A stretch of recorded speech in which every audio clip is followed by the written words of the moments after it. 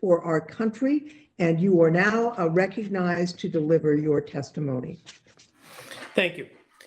Good afternoon, Chair Lofgren, Ranking Member Davis, and distinguished members of the Committee on House Administration. I appear here before you to discuss the Office of Inspector General's review of events in regards to the United States Capitol Police operation, programs, policies that were in effect during January 6th. I'd like to extend my appreciation to the committee for holding this hearing. This hearing is different in many ways. I'm addressing not only committee members exercising their constitutional role of oversight, but I'm testifying to witnesses, as well as survivors who are affected by the events of January 6th. On January 6th, a physical security breach of the United States Capitol occurred during a joint session of Congress to certify the Electoral College vote. My goal is to provide each of you with a better understanding of how the events of January 6th occurred in relation to the preparation, response of the department. Provoking factors outside of the department's control were involved. Other entities are reviewing those aspects. I will discuss the non-law enforcement sensitive findings detailed in my 2 flash reports. Any law enforcement sensitive questions can be answered in a closed door setting. Shortly after the events of January 6th, I notified the department, board, and the committees that my office would be suspending all future projects in our annual plan for 21 to allow my entire staff to conduct a full review of these events. In order to accomplish this goal, both audits and investigations will combine their collective talents to achieve a comprehensive review of the elements within the department that played a major role in the planning and response of January 6th.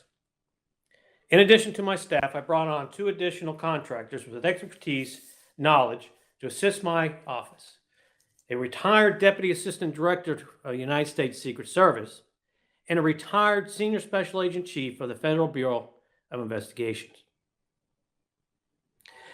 Our reports are not designed nor intended to cast blame on any one individual or group.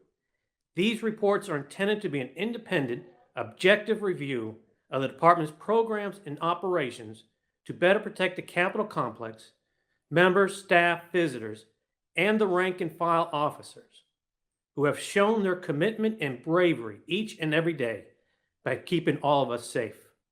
A collective effort must be undertaken to ensure that each and every officer, when their shift is over, they get to go home to their families, as well as to the safety of those who work and visit the first branch of government. Our objective for this review is to determine if the department established adequate measures for ensuring the safety and security of the members of Congress, their staff, and the Capitol complex. Did they establish adequate internal controls and processes that complied with department policies and procedures? And did they comply with applicable laws and regulations? The scope included reviewing the controls, processes, and operations surrounding the security measures prior to the planned demonstration and the response during the takeover of the Capitol building. Our recommendations are made by conducting interviews, document reviews, the combined knowledge and expertise of my staff, and following best practices throughout the federal government of those relevant agencies with similar functions of the department. We are providing the department, board, and committees a series of flash reports every 30 days. We are reviewing each element within a department, noting any areas for improvement. We are providing any corresponding recommendations to compel the department to move towards a protective agency as opposed to a traditional law enforcement agency. At the time of this hearing, my office has completed 2 flash reports. The first report was a review of the operational planning for January 6th, including a review of intelligence gathering process required for the operational plan that related to January 6th. Our second flash report focused on the Civil Disturbance Unit and Intelligence Division as a whole. We have a third flash report which will be issued on April 30th. We'll be focusing on Threat Assessment and Counter Surveillance Unit.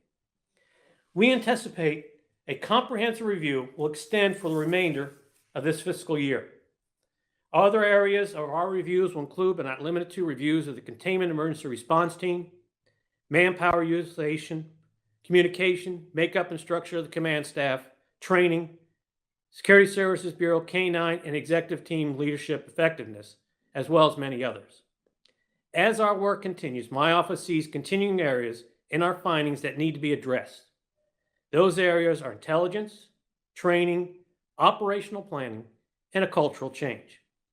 In regards to a cultural change, we see that the department needs to move away from the thought process of a traditional police department and to move to the posture of a protective agency. A police department is geared to being reactive for the most part, whereas a protective agency is postured in their training and planning to be proactive to prevent events such as January 6th. In conclusion, the department is comprised of extraordinary men and women who are dedicated to protecting our democracy, putting their lives in harm's way in order for Congress to exercise their constitutional duties in a safe and open manner.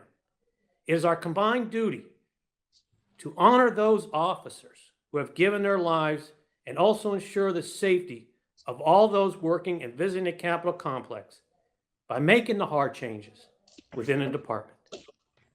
Thank you for the opportunity to appear before you today. I'll be very happy to answer any questions that the committee may have. Thank you.